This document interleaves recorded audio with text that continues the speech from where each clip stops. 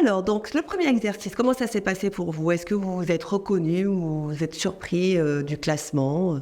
Voilà. Là, je vous propose un autre exercice, donc toujours sur les valeurs. Pourquoi les valeurs? Je ne vous l'ai pas dit dans le premier, je trouve important. C'est-à-dire que quand vous accompagnez des personnes, souvent, on reste à un endroit parce qu'on se sent bien et qu'on partage les mêmes valeurs, ou on ne s'y sent pas bien parce qu'on n'a pas les mêmes valeurs. Mais on ne prend pas le temps, en fait, de questionner ça. Il se peut qu'on a une entreprise où j'ai un super environnement, j'aime bien ce que je fais, mais je ne m'y sens pas bien parce que finalement, l'entreprise me demande de faire des choses ou de travailler d'une certaine manière et je sens que ça me bouscule. Mais en fait, c'est les valeurs. Voilà. Donc, c'est pas dit qu'à chaque fois que ma valeur ne va pas être OK, je m'en vais. Non, parce qu'il faut bien vivre, mais au moins savoir où j'en suis par rapport à ça. Donc là, vous avez plein de valeurs aussi. Vous allez noter les 10 valeurs auxquelles vous vous identifiez le plus, vraiment. Donc, vous regardez, si par exemple vous dites, alors moi j'ai la valeur initiative, j'ai la valeur santé, j'ai la valeur argent, j'ai la valeur amitié, voilà, vous les entourez. Quand ils sont entourés, ces 10 valeurs-là, vous les renotez dans le tableau dédié à ça. Et ensuite, pareil, ça va être un exercice de comparaison un petit peu fastidieux, mais c'est intéressant de le faire. Vous allez les comparer entre le 1 et le 2, le 1 et le 3, et ainsi de suite. Et vous aurez, pareil, un peaufinage de vos valeurs. Et vous pourrez derrière mettre les 5 valeurs professionnelles que vous avez établies et ces valeurs personnelles pour faire, on va dire, une photo à l'instant T de qui vous êtes par rapport à ça. C'est OK? Parfait. Je vous ai aussi rajouté autre chose, c'est le triangle de Karpman. Alors ça, c'est mon petit dada, la connaissance de soi. Parce que quand on est dans ce genre de métier, finalement, si nous-mêmes, on ne se connaît pas, on va avoir du mal à accompagner les autres, ou alors ça va être biaisé. Donc c'est important d'aller voir où j'en suis moi aussi.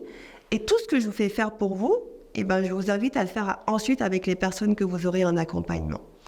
Donc, vous n'êtes pas des conseillers en insertion professionnelle, hein, bien évidemment, mais aujourd'hui, votre métier a évolué et on vous demande d'en faire un peu plus par rapport à ça aussi, d'où le fait que je vous mette ça. Donc, triangle de Karpman, si vous ne le connaissez pas. Alors, Karpman, c'est pas l'homme poisson, on est bien d'accord? C'est le nom de la personne qui a mis ça en place.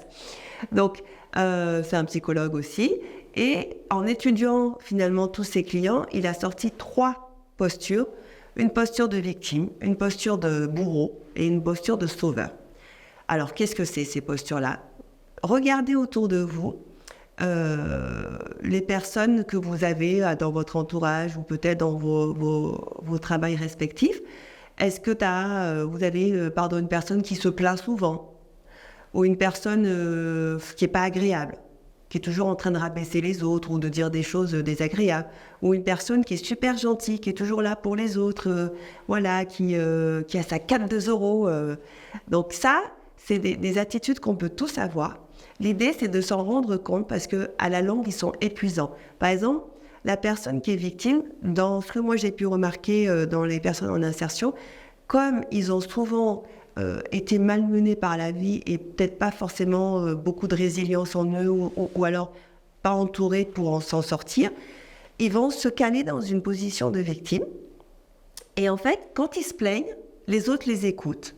Et bien ça, c'est intéressant. Du coup, ils existent. Donc, ils portent le costume en disant, moi, quand je me plains, on m'aide. Mais quand tout va bien, on ne s'intéresse pas à moi. Alors, qu'est-ce que je fais? Je choisis ça.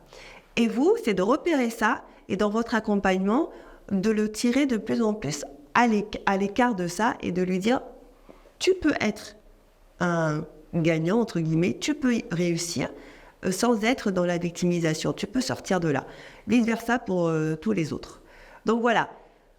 Imaginez-vous, vous, où est-ce que vous êtes là-dedans? Et si vous êtes là-dedans, comment vous pouvez vous en sortir de là? Et puis après, quand vous serez dans votre emploi, toujours avoir un regard là-dessus. Voilà, je vous dis à tout de suite pour la suite où on va continuer sur comment on peut établir un plan d'accompagnement. À tout de suite.